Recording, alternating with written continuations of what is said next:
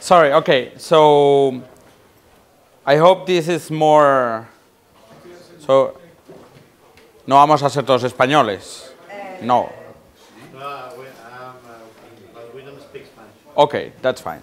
So, no, I can practice English though, because it's. But. So the idea, more than a conference, and you're so relaxed. For me today, it's trying to work on an exercise. This is part of my current life. So, and I will propose an exercise I am struggling with, and let me show you.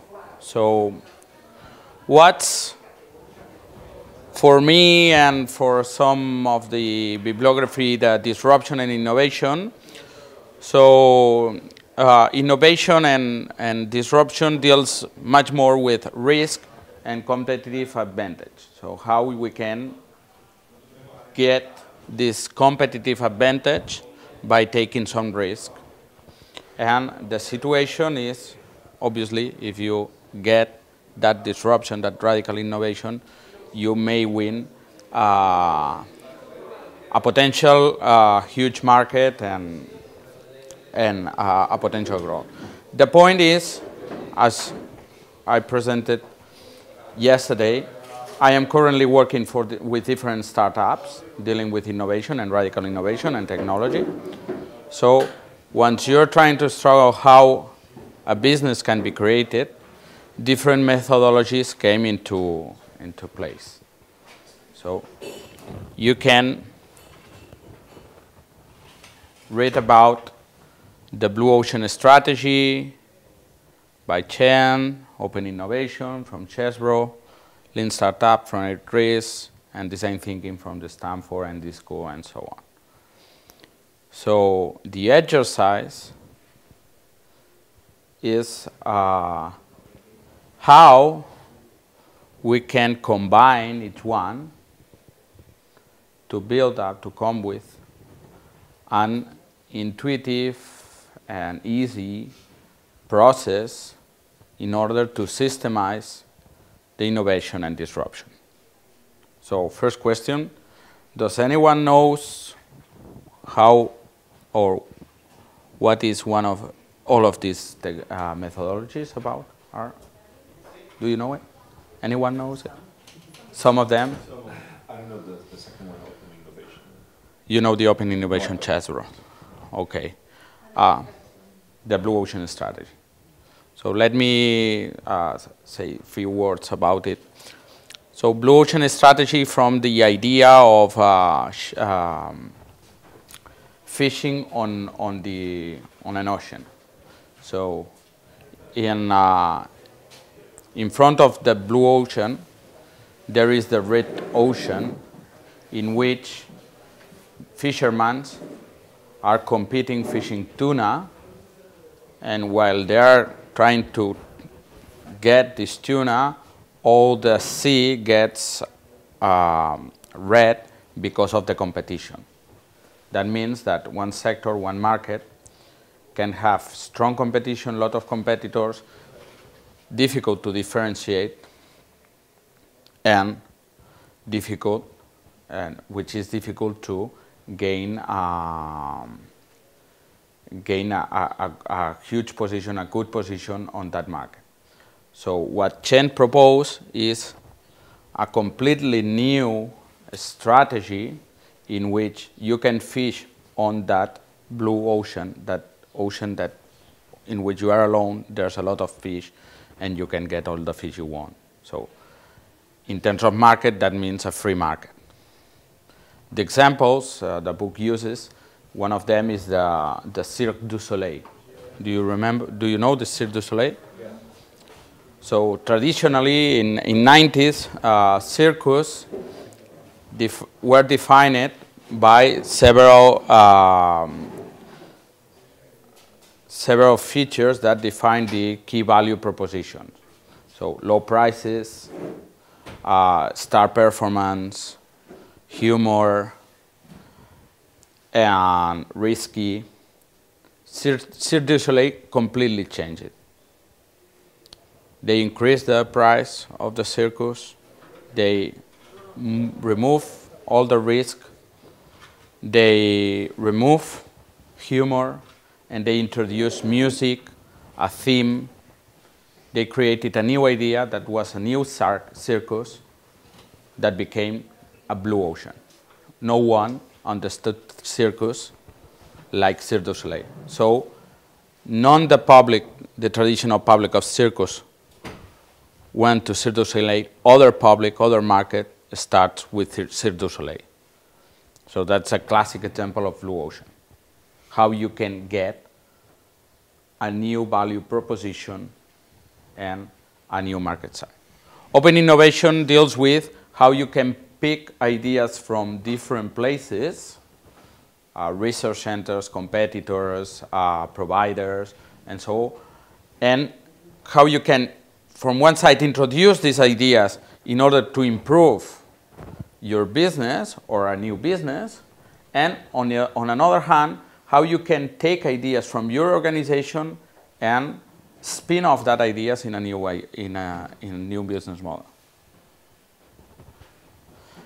Lean Startup, it's an amazing methodology that deals with, okay, if you're trying to disrupt and you're entering in a new market with a new product, barely new, completely new product, how you gonna compete if the hypotheses are not validated? If the hypothesis of your product is unclear. No one has ever seen it, so no one knows if it works or not, or if they need or not. Furthermore, not the standard business models are useful to sell that barely new product. For example, on 90s, you may remember how were the cell phones on 90s, early 90s. Do you remember? What? Cell phones. Big, yeah. And in the mid-90s, the Motorola ones with the antenna and so. So how the cell phones were sold in the mid-90s? Only to communicate by phone. But which was, do you remember the business model? Through agents. Yeah, I'll give you the phone for free. No, not yet. That came later. That came later. On 90s here in Spain was a standard business model of any phone. Go to a shop or and buy it for 500 bucks or so on. And who buy it? Just very few people. And what does the cell phone, the telecom utilities did? They start offering, giving the cell phone for free. On late 90s, I was in the university, and every year, all my colleagues and myself, we were changing the cell phone just because Telefonica or Vodafone give it to us, the new Nokia one. Now I'm having an iPhone 4. Do you think that any utility will give me the iPhone 6 for free? Sure? Which one? No, here in Spain. Oh, in Spain, no. I don't know. It's not really free though. They charge you a higher contract rate, so you're eventually paying it in a roundabout. Here in Spain, the iPhone neither in a high contract. So you want an iPhone, you pay it. So what the telecom companies realized was that cell phones and then smartphones would be a huge market. So, but people didn't know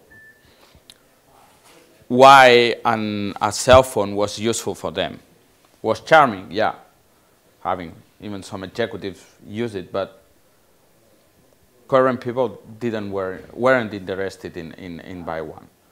So what they did is change the business model, give it them for free, giving them competitive contracts to talk with a cell phone, and introduce a new product in the market. They gain a huge market. Now they are shifting, they are changing that business model. Lean Startup deals with how, when you have a new product, a new idea of business model, you can check it on the market, change it, pivoting, and trying to find out which is the best business model and the best value proposition for your product or technology. And finally, design thinking.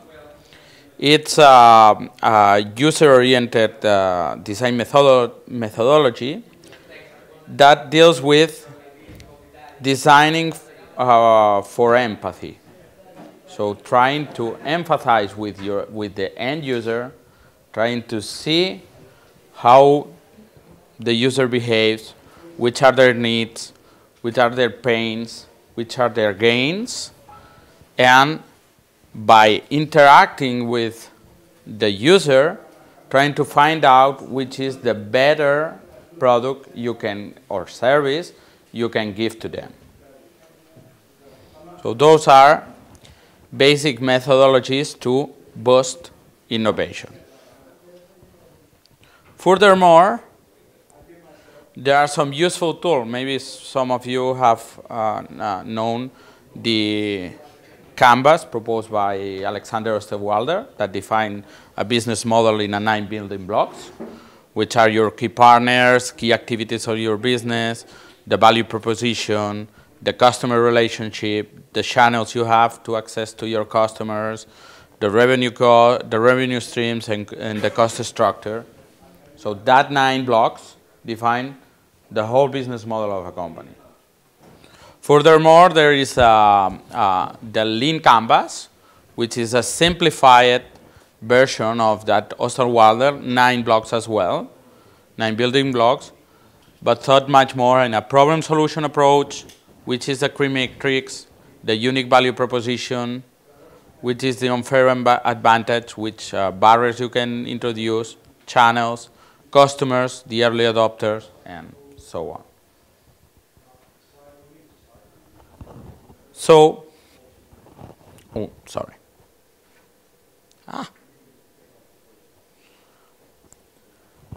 having all of this toolkit of methodologies, my question and my dialogue for today is if you can help me how we can combine in some way in order to boost, to increase the chances of having amazing innovation and disruptive business propositions. Want to help me? So,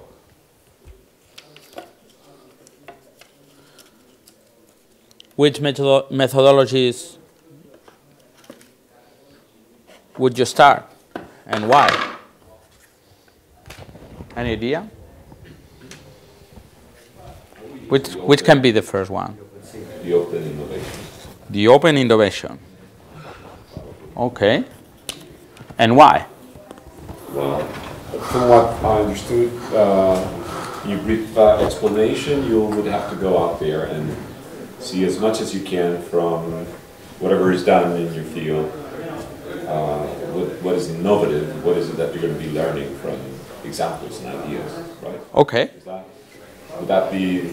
That sounds interesting. Yeah, sounds. Anyone? I think that the lean startup is not so different because it's based on trial and error, and that's what you do all the time. So you get all the feedback, and you go in, you improve either your product or your marketing. I mean, depends what you test on each step. lean startups start with a minimum viable product. So, do you think it goes previously than the other? Well, I don't know the opening version, so I don't know if you wait for the product to be fully developed, or this is the only difference between the two? No. Open innovation, it's much more about picking up ideas from different places and introducing these ideas into your business opportunity, whether it is a product, technology, or whether it's a change on a business model. So it's much more being able to picking up and taking what it's good for your. And lean startup is much more an iterative, a circular process in which you test and retest your product and your business model. It depends on how much it costs to put a valuable product in the market. Yeah, I agree. So it depends pretty much on how much you're going to spend in putting something in the market that you can use a technique or another technique. Because Blue Ocean strategy, my understanding is, it's saying like, don't fish for tuna, go and fish for salmon.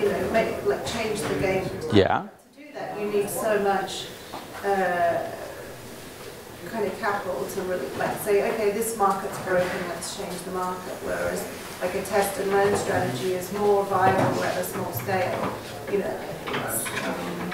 I think the right model is dependent on the circumstance, potentially. So,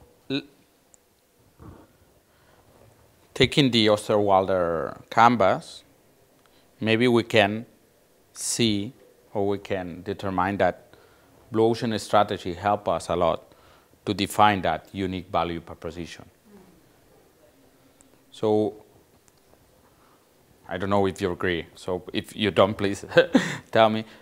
Maybe the Blue Ocean strategy is much more a reflection tool that helps you to realize which unique value proposition you can get, maybe previously, to start with the lean process.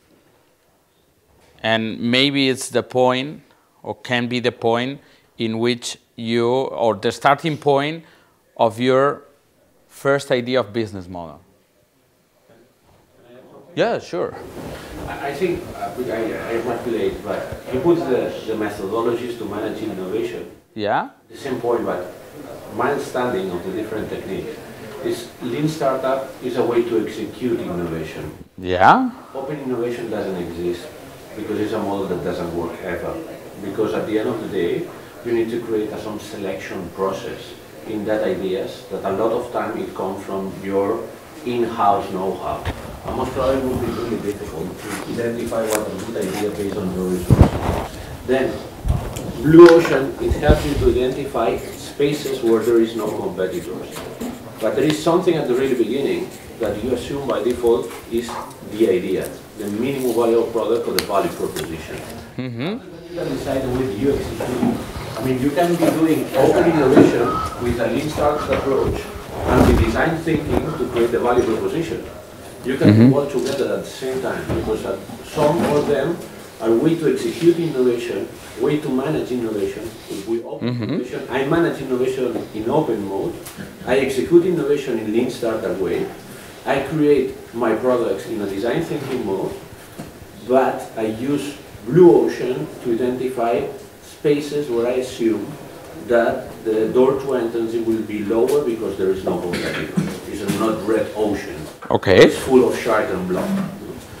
And I think that the four methodologies you present, I understand that at some points there are different pieces of an entire process. Yeah. That to execute. For example, a lot of startups use lean startup to execute the way that they do business. My understanding, this is the big competitive advantage of a startup in front of a corporation. Corporates are really, really difficult to execute lean. Yeah, agree. And startups, since they have one metric that is really relevant, that is the cash burn rate, if not you die, you need to execute lean, yes or not. But at the same time, is your unique competitive advantage. At the moment that you have a value proposition that have a product market fit, a corporate is able to do something like that. But since you are lean, you will be able to deliver into the market faster and with more feedback loops in less time.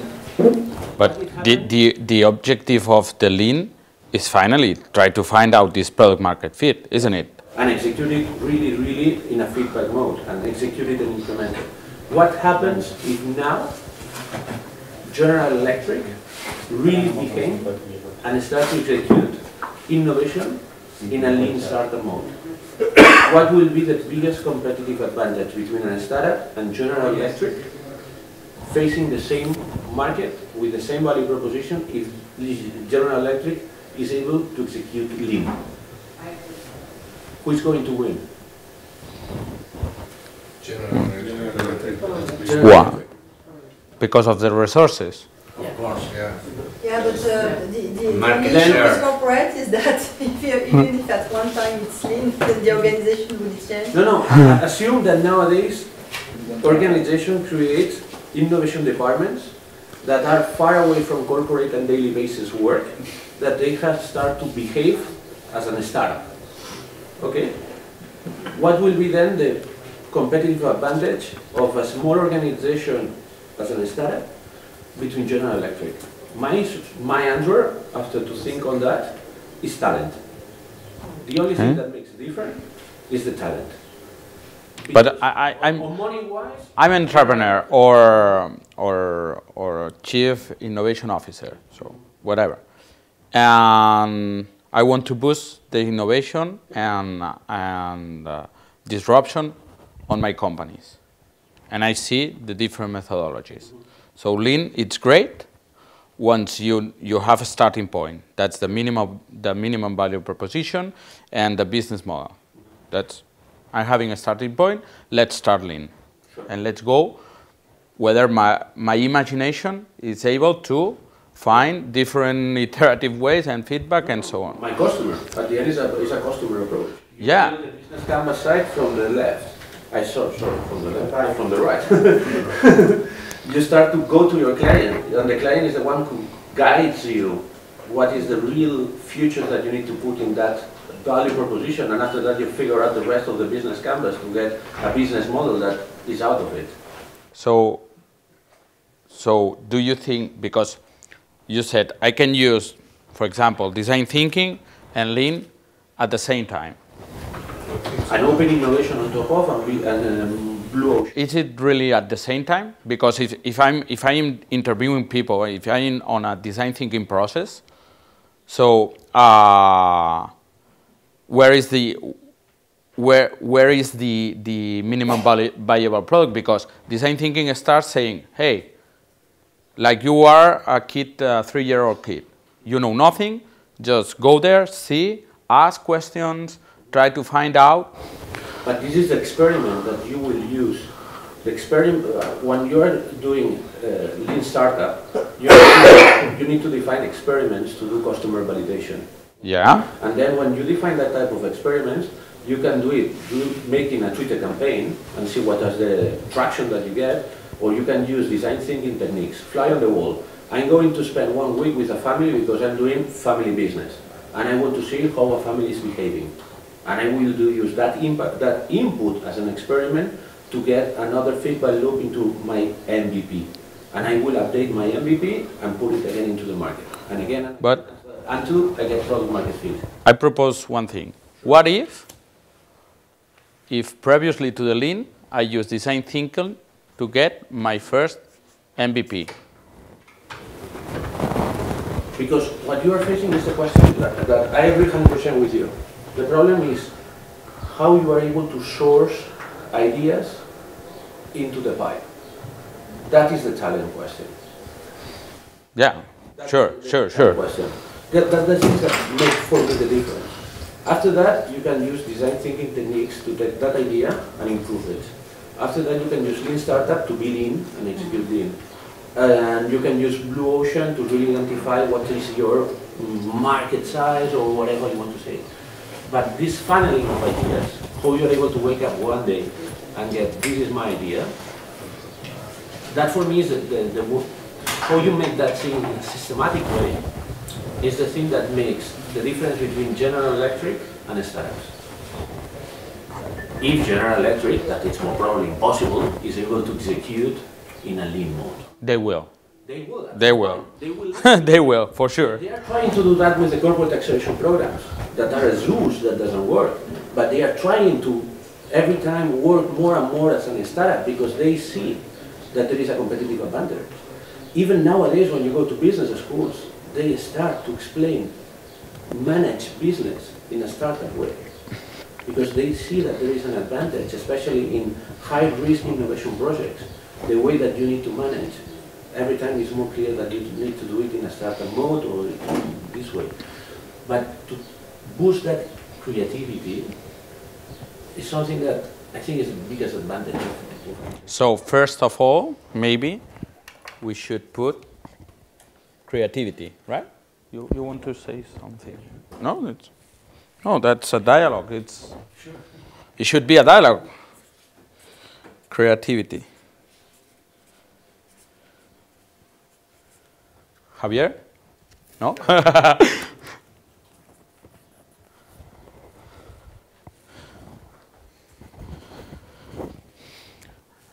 So, going to the blue ocean, where it goes.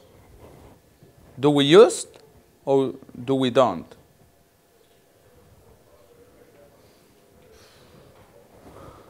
Vaya rollo, eh? That's hard. You didn't expect the idea. I used to do this type of example. Do you think if you do a blue ocean strategic canvas, that is the main tool behind the blue ocean thing, if you analyze the theater and circus business and you do a strategic canvas, you will be able to end up having, as a result, Cirque du It's a low. You know what I mean? Yeah. The strategic business canvas, there is one thing that doesn't work in the strategic business canvas. Is the key things that you need to analyze from the business model. When you see the graphic, you need to analyze 3 stages, 1 stage. Ticketing price, yes. Animals, no animals. At the moment that you are able to identify this DNA that really defines the business model of Cirque du Soleil, it's clear that then theaters are here, it's clear that traditional circus are here, and you have an empty space here that, at least that you are idiot, you are going there for sure because there is a big business going on. But the tricky question is what you are putting on the axis. What type of drivers of the business you are analyzing to get into the conclusion that there is a blue ocean there. We see, sorry. No, I know a little bit about this blue ocean sickness. I mean, just from looking to it, but coming to think of it, it's a little bit what you choose to compare yourself to. They said they're circus. Okay, maybe they're not in the circus business. Maybe they're into dancing, ballet, performance, whatever. And if they compare to themselves, it's not such a, they're not alone. They're not, so it's also, like you said, what you choose to put in the axis when it comes to what you compare yourself to. So it's a great success. But if you took other variables, it's still a success, but agreed. They're not alone. Once you read the book, you can think, well, that's obvious now. Exactly. So what happens when they start? That's the whole question, no? How I see the strategic canvas, if no one has ever seen a strategic canvas, I can show you a picture. So it's there. Actually, you can see it like an equalizer, an audio equalizer. Let me see. That's the strategic canvas. Sorry. That's Cirque du Soleil strategic canvas. So what sounds me is that you can see the idea that's Riddling Bros circus, a smaller regional circus, and the strategic canvas of that's from the book, Chan's book of 2006. So you can see it like some kind of equalizer. Theoretically, you can choose to move one point from lower to high and create different thousands of value propositions, different value propositions. The point is which one is going to work. The good thing about, in my opinion, strategic canvas and blue ocean strategy, that is that oblige you to focus on what makes you different from the competition. And for a startup, for an innovation, for a disruption, that visualizing of that difference is sometimes a key point. As you know, I'm working in different startups, one dealing with health applications. And the funny thing is, we started to work with the strategic canvas for a depression app, and we realized that our competitors, all of us, we had a different strategic canvas in different features. This is because there is not a standard. All of us, we are trying to find out which is our best position on the market to differentiate from each other. But our competitors, our standard competitors on which are the books and the standard assistance, health assistance systems, they have also a clear curve. So for me, a strategic canvas is a useful tool. It's not a sacred tool, but a useful tool to start thinking about your strategy, which enters into the central block of the, so previously, of the business model canvas. So I use Blue Ocean in order to enter into here.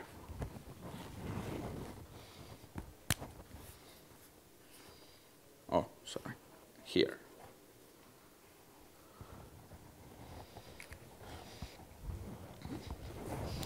To here you bring the value proposition. Yeah. And what happens when your competitive advantage is in the operating side of the business? IKEA. You can have it on the value proposition. It's difficult to track with strategic canvas when your competitive advantage is in the operating side. It's difficult to track. For example, IKEA is just selling furniture. On top of, with good or not good taste, good design or not. But the competitive advantage of IKEA is that it's offering design at a low cost, putting the value chain in another way. You need to go to the storage place, you need to fix your furniture when you arrive at your home. But that means, in the competition in the furniture, you will have home service. You will have IKEA says, low down. Exactly, but here is one comes the tricky thing, is what type of KPIs or what type of indicators are you managing to put in the X? Yeah, which is... We create always that blue ocean concept. Indeed. You put as filter as match that always, when you are pitching an investor, you will have this preferred U shape, where all the competitors are here, but don't worry, I'm on the blue side of the ocean. Yes, of course, if you start to put filters enough, that you put a critical KPI, that is something that is was mainly your advantage or your main difference is this. But is this really tracking value of the business? That for me is the key question. Is the blue ocean strategy is something that when I use the strategic canvas makes me to put my business model in the blue side is really an indicator that I put in value in the business, or is just saying that it looks like there is less competitors? It does when it's a saturated market. In a saturated market. Yeah, like they face in the circus market was saturated. I am working in a market that is saturated, and we are creating a blue ocean. I mean, Wasn't the furniture market? Yes. Would you ever go to 10 years ago to a store in which all the furniture is there and they say pick it up to a shelf and make yourself clear for building up Yes. the table and Yes, because the operating model that they are putting is able to offer that me at a cost that then the value proposition it makes sense. but in that moment it was disruptive. All of the competitors says, don't worry, you like this table, we give you at home. Airplanes. Just sit, you don't get food, but you get a low-cost flight ticket. But mainly the experience is the same. You do the same check-in of the regular airline, you use the same airport, you use the same aircraft, maybe the seats and this, and forget about getting water and beer for free. But the experience of flying is almost the same. But it was a disruptive way. No, it's more deep than that. Exactly. It's more But it's more deep than that, because more deep, yeah. the impact for the air companies to execute in a low-cost way is really deep, an operational way. Even you as a user, of course, besides getting less space and not free food, Born again, Aleix. practicing optimization, Exactly. a lot of things. It's not what you see, it's what you don't see in the business model. exactly, that is the That's good it. part of the low-cost thing. It's on the upside at the way you execute airline business. But it's that part. It's a part in Cirque du Soleil they remove from the circus idea. But the point, again, I'm agreeing with Aleix, is which are the parameters you choose to measure your strategy, okay, compared with the others. So, and that's the key, but because at the end this is a technique to make an analysis of your ideas, okay? This is a technique. So at the end you can trick yourself choosing the parameters that will make you be different from the others. The criteria in which are the parameters you should analyze are the key here, because this is only a technique. But don't you think that you can start here and finally if the point if the market Depends appreciates on the kind of, I think it depends absolutely on the kind of business. It's not the same. surely. So sometimes you have to start with from one place or to the other. But at the end, Lean helps on this. Lean helps on this. You can say, I'm trying this curve. but I have Does Lean validate it? No, but I have my personal view of the lean Please. process, okay? Please. No, it's simple. We are always doing lean, but the point is let's do lean optimizing the process. The company that I create 16 years ago, I made the lean process, but I have to pay a lot of money because I don't do it in this way. But I learned from failures, and my failures cost us or me a lot of money. Now if I read the book, I say, okay, let's do this quickly, okay? So it's only that, it's a process to make the business process and the optimization and to focus your business and your product in an easy way, not so costly, and don't do things like me to spend 16 years until I discover where is the business. And Jordi, I think there is one book that is missing from Steve Blank. Yeah? Something that we will need to ask to the guy is Lean Startup for a B2B. For a B2C, I agree. Because it's easy to catch customer, especially if you're in the digital space, through Facebook, LinkedIn, it's easy. And if you ask a customer, if you ask it twice, you ask it three, who cares? At the end of the day, there are so many customers. But execute Lean in a B2B when you have a sector that maybe there are 10 big players. Are you suggesting we are going to do tests with the 10 big companies that I want to get my clients? No, but you do it all the time, you do pilots. And One pilot is one thing, and a pilot it will take you, what, 6 months? B2B is much longer and complicated business. Exactly, but this is important because the way that the cash burn rate, that is one of the main KPIs of the way you execute Lean, that means if you go for a B2B business, if you want to execute lean, you need to assume span of time to get the product market fit so big that then my point, why you need to execute in a lean way. Sometimes you don't Go have to no, or go to a product life management, the traditional one, because at the end you get the request of the client.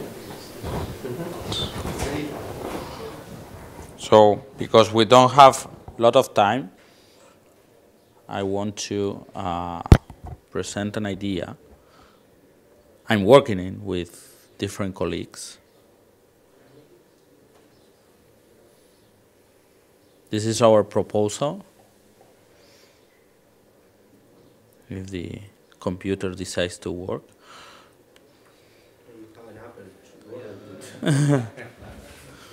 Wow. 5-year-old Apple, so and a lot of.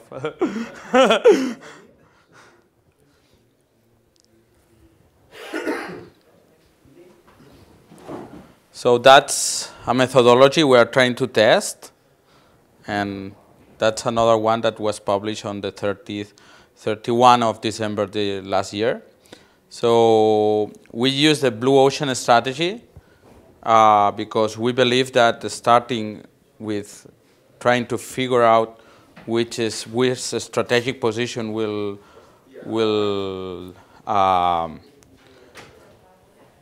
have the company. It's critical and very important. Obviously, we start with the pool of ideas and that creativity and open innovation idea and some prioritization using easy KPIs. We try to determine the total addressable market. It is really helpful for us in order to start the process. Here the point is that it's much more reflection analysis and so on. And we try to figure out our first lean canvas in order to see, okay, we're having a strategic position that makes sense, a problem solution approach. So, and then, well, it is set a first business plan, because some investors, if you're trying to approach investors without a business plan, you're much crazy. But I know any business plan that gets accomplished, but anyway, they want a business plan. So second, the next part is the actioning process. So that means we're going to see customers, we're going to see users, we're going to see what's going on the market. So we propose design thinking in order to find out which can be the minimum viable product. And in that point, having the minimum viable product, if there is not a huge competition, we propose the patent. Why in that point? Because most of the time, if you start the patent here on the idea, you realize that the final product, it's different, slightly different what you have imagined. So that means time, and that means money. So if there's, yeah.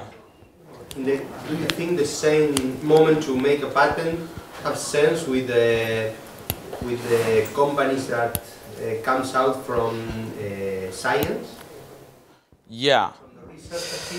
If all of this process, it's a blinded. So that's inside of your company, and that can be done on the non-disclosure agreement. Yeah, I'm finishing. So if there's not a huge competition, what I realized in the patents I've been working in, it's sometimes once you ended with the process of design, the product is not exactly reflected on the patent, which is not a good idea. So then you have to build up a dependent patent on the system. You explained that to my researchers. But it is the problem of the research. They like to put patents as something that is going to protect the system measures and it's fucking expensive. Yeah, because then you have to maintain 2 patents on a worldwide. So if you can, sometimes there's a competition, sometimes there's a publication, so you cannot. So here, once we have the minimum viable product, we propose to start a lean startup. methodology. And finally, if you reach business, or if the readers reach it, you can end with the business model canvas. The point is, the Harvard Business Review published 90% or 70% methodology by the end of the last year. So they were obviously spying us, so because they are not so smart. No, that's we're contacting them because I love this dialogue, because there is an idea a lot of people is working on, so there's a lot of methodology. There's difficult to combine this methodology sometimes. Once you're new on this, you don't know what's better to me now and now. So I'm finishing, and we can keep later. Thank you very much.